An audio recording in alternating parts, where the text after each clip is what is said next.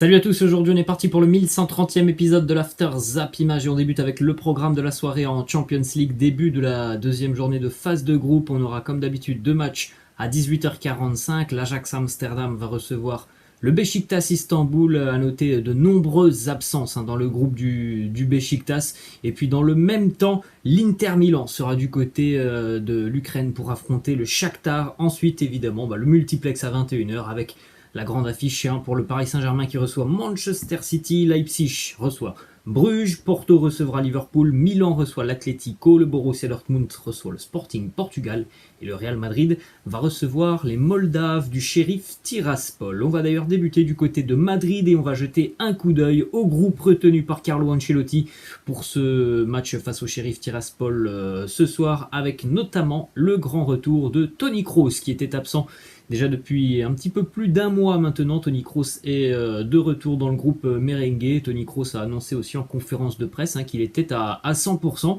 et qu'il était apte donc pour débuter ce match ce soir. Après on verra évidemment les décisions prises par Carlo Ancelotti. À noter toujours quelques absents du côté merengue: Ferland Mendy, Dani Carvajal, Marcelo Ceballos et évidemment aussi Gareth Bale. Une petite information d'ailleurs qui concerne Ferland Mendy: il devrait être de retour, ou en tout cas être vraiment opérationnel pour une place dans l'équipe après la trêve internationale. Carlo Ancelotti nous dit: Mendy va plutôt bien, je pense qu'il sera en capacité de jouer après la trêve, nous allons le préparer pendant cette trêve internationale. On continue avec une déclat de Carlo Ancelotti sur l'expérience du club madrilène en Champions League. Il nous dit: le Real a quelque chose de spécial dans cette compétition qui est aussi la plus difficile, mais il est plus habitué à la gagner que les autres clubs, et ça c'est un petit avantage pour nous. Autre déclat de Carlo Ancelotti qui nous parle de cet adversaire que l'on ne connaît pas très bien, le Sheriff Tiraspol, même si on a vu que sur les matchs de barrage c'était une équipe très solide. On l'a vu aussi sur la première journée face au Shakhtar Donetsk.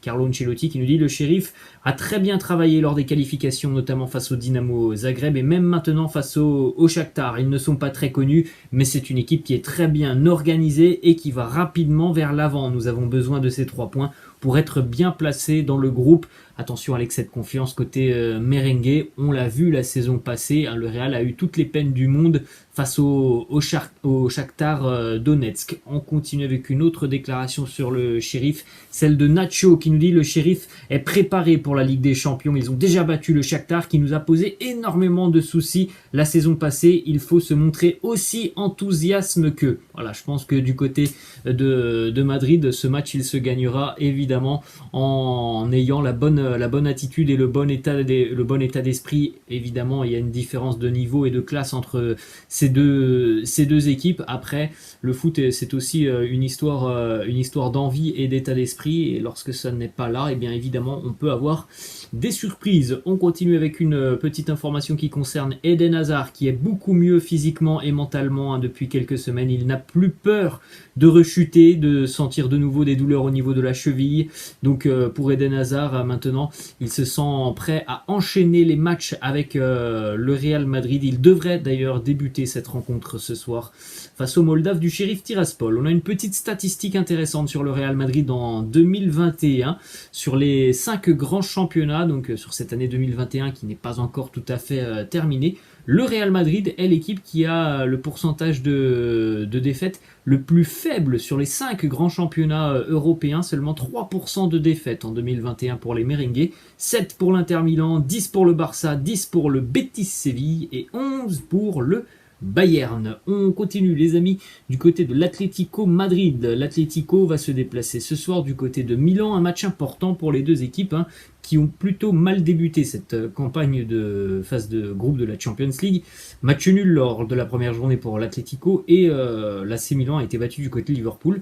Une déclaration de Coquet qui nous parle d'Antoine Griezmann, toujours compliqué pour le moment pour Griezmann, son retour du côté de l'Atlético. Il nous dit: Antoine n'est pas un sujet de préoccupation, il n'est pas seul sur le terrain, nous devons tous retrouver notre meilleur niveau, ça m'importe peu qu'il tire peu, qu'il ne marque pas, il va réussir parce qu'il a la qualité et toute notre confiance. Autre info qui concerne Antoine Griezmann, ce sont les statistiques cette année pour Griezmann. C'est 8 matchs sans cadrer, un seul tir dans le championnat espagnol. Son dernier tir cadré remonte au 22 mai 2021, c'était contre Eibar il y a exactement 127 jours. Une déclaration de Diego Simeone qui est très heureux de retourner du côté de Milan. Il nous dit: c'est toujours beau de rejouer contre le Milan, je suis content de revenir en Italie où j'ai passé de grands moments en tant que joueur et entraîneur. J'aime beaucoup San Siro, ce sera un match contre une équipe dynamique qui obtient de très bons résultats. Attention quand même pour l'Atlético Madrid qui nous a habitués parfois sur ces dernières années à échouer en phase de groupe.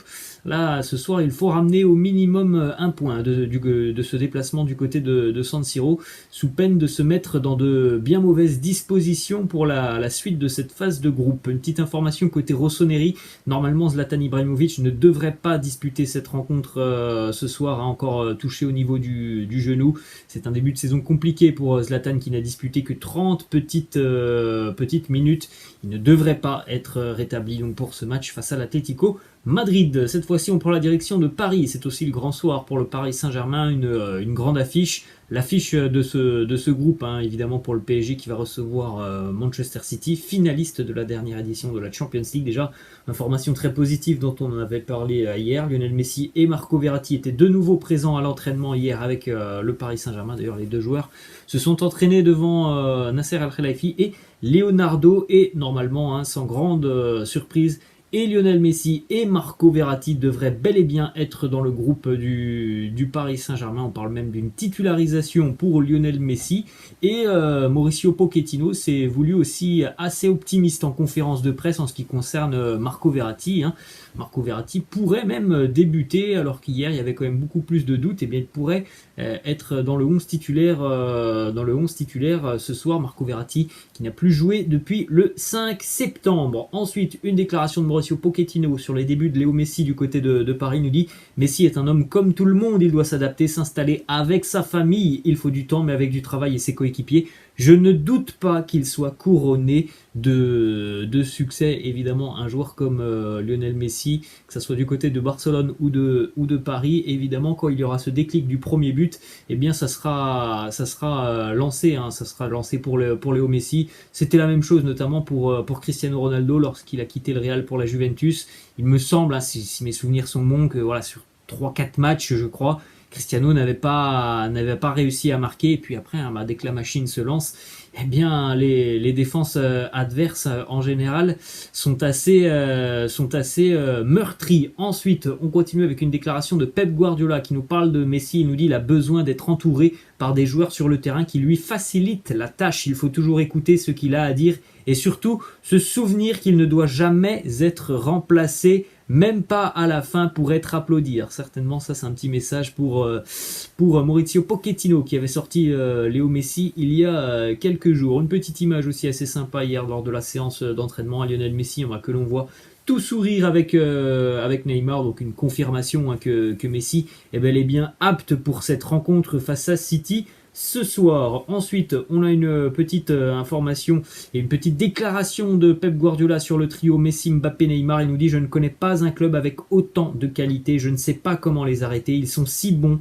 contrôler de tels talents est si difficile. C'est vrai que sur la performance individuelle de ces trois joueurs, on a quand même du mal à trouver mieux dans le monde. Après, le foot, on le sait tous, c'est pas un sport individuel, et Manchester City nous le prouve avec un collectif bien huilé. Une petite information qui concerne le petit problème que l'on a vu ce week-end lors du match entre le PSG et Montpellier en ce qui concerne Kylian Mbappé et Neymar. Vous vous souvenez certainement de cet épisode où Mbappé a été remplacé, et sur le banc, Mbappé était visiblement très énervé parce que Neymar ne lui avait pas donné un ballon pendant ce match. Et Mbappé a visiblement sorti un clochard à Neymar. Alors ça, c'était sur le banc de touche lorsqu'il s'exprimait, je crois, avec Idrissa Gueye. On a Ander Herrera qui s'exprime par rapport à cette situation. Il nous dit: dès que je suis arrivé au club, j'ai pu voir la complicité entre Neymar et Kylian, et c'est quelque chose qui n'a pas changé. Il y a parfois des choses qui sortent et ne sont pas vraies. Je suis là tous les jours. Quand j'entends certaines nouvelles, cela m'amuse. Depuis que je suis ici, je réalise qu'ils ont une connexion spéciale et rien n'a changé. On a vu d'ailleurs des sourires aujourd'hui à l'entraînement, en tout cas hier à l'entraînement du côté de Paris, entre Neymar et Kylian Mbappé. On poursuit aussi avec une petite déclaration déclaration de Mauricio Pochettino, toujours sur la même histoire, il nous dit Neymar et Mbappé se sont parlé. J'ai également parlé avec eux, mais cette histoire a fait beaucoup de bruit alors que nous sommes déjà passés à autre chose. Mais nous comprenons la situation. On continue toujours les amis du côté de Paris avec une déclaration de Mauricio Pochettino qui s'exprime sur Manchester City et le petit comparatif il nous le fait entre son équipe et celle de City. Il nous dit dans le processus de construction ils sont peut-être plus en avance que nous. Mais on sait aussi que dans un match de football, tout peut arriver. On rappelle que ces deux équipes se sont affrontées il y a quelques mois en demi-finale de la Champions League et que Paris avait réalisé sur le match aller une très bonne première mi-temps avant de s'écrouler complètement sur la seconde mi-temps. Score final, on le rappelle, 2-1 pour City. Et puis le match retour avait été à sens unique pour les Sky Blues. Aucun tir cadré pour le PSG. Donc on sait que Paris est capable de faire mal sur ces phases de contre-attaque. Je pense sincèrement que le PSG n'aura pas forcément la possession ce soir.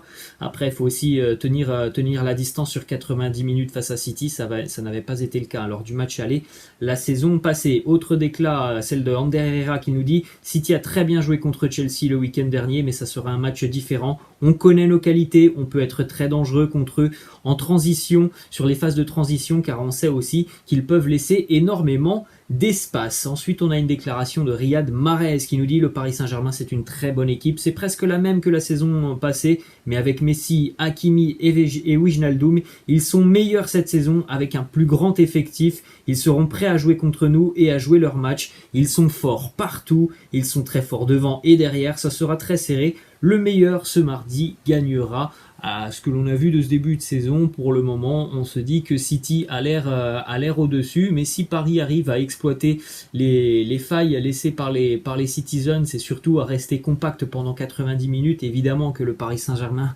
aura une opportunité de remporter cette rencontre. Mais par exemple, vous pouvez regarder les cotes d'avant-match, le PSG n'est pas favori, et pourtant Paris joue bel et bien à la maison. Le PSG n'est pas favori face à Manchester City, la cote des Parisiens à la maison.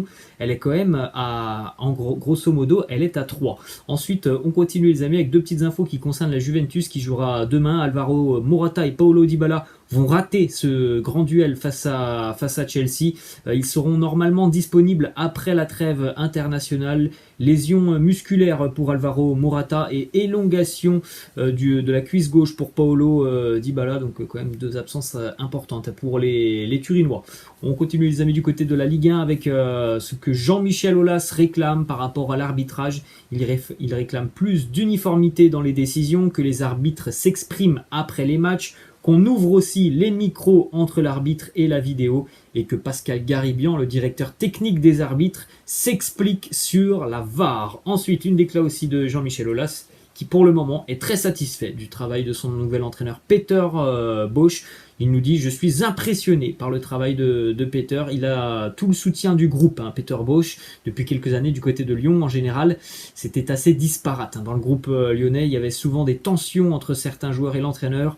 Pour le moment, aucun souci. Tous les joueurs sont derrière le discours et les idées de Peter Bosz. » Ensuite, une petite information du côté du Stade Rennais. Comme il l'avait promis, Eduardo Camavinga a envoyé son maillot floqué à l'ensemble du staff du Stade Rennais. C'est à peu près 130 employés du Stade Rennais qui ont reçu le maillot du Real Madrid floqué Camavinga. Petite information qui concerne l'Olympique de Marseille, qui est le 4e club du top 5 européen à donner le plus de temps de jeu aux jeunes de moins de 21 ans cette saison, derrière le Bayer Leverkusen, le Barça et l'OGC Nice. Donc c'est une véritable révolution du côté de l'OM. On s'appuie un petit peu sur la formation phocéenne et puis on s'appuie aussi sur certains jeunes qu'on est allé chercher sur ce mercato estival. Ensuite, on a une petite information justement qui concerne un jeune joueur très talentueux. C'est Florian Wirtz, le joueur du Bayer Leverkusen. Son papa, qui est aussi son agent, s'est exprimé. Il nous dit « Il veut définitivement jouer un bon rôle à Leverkusen au cours des 2 prochaines années. La suite n'est pas encore connue. Il se concentre uniquement sur Leverkusen et la sélection nationale. » Ensuite, on a une petite information pour terminer cet épisode en ce qui concerne Kingsley Coman, qui avait été opéré d'un problème cardiaque il y a une quinzaine de jours. Hier, il a repris l'entraînement collectif avec le Bayern Munich. Donc c'est une très très bonne nouvelle pour Kingsley Coman. Voilà les amis, la fin de cet After Zapping. J'espère que ça vous a plu. N'hésitez pas comme d'habitude à lâcher un petit pouce bleu. Je vous laisse, je vous dis à la prochaine. Ciao.